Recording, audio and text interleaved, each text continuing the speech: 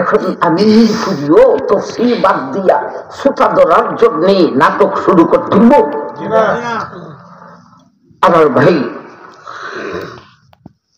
আল্লাহ আকবার ছেড়ে দিয়ে কথাটা শুরু রইল আর কইলাম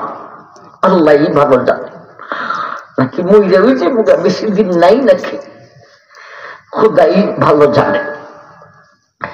আমার ভাই এত কথা বইলে আর লাভ নাই আসুন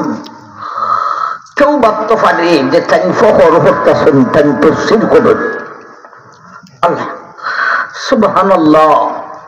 আমার ভিতরে ইঞ্চি পরিমাণ কোনো ফখরতা নাই বক্তারা যেইভাবে লিবাস পরিধান করে পোশাক পরিচ্ছেদ আমি মিলফুরি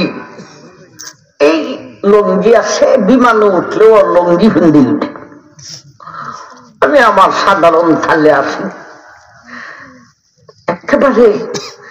বিরাট একজন হইয়া চলাটাকে আমার কাছে ভালো লাগে না কিন্তু আমি গরিব নয় আমি খুব ভালো একদম ধনী মানুষ পুরান বক্তা না আমার ভাই জান আর গপ করতাম না এখন আলু ঠেলায় ঢুকে যাই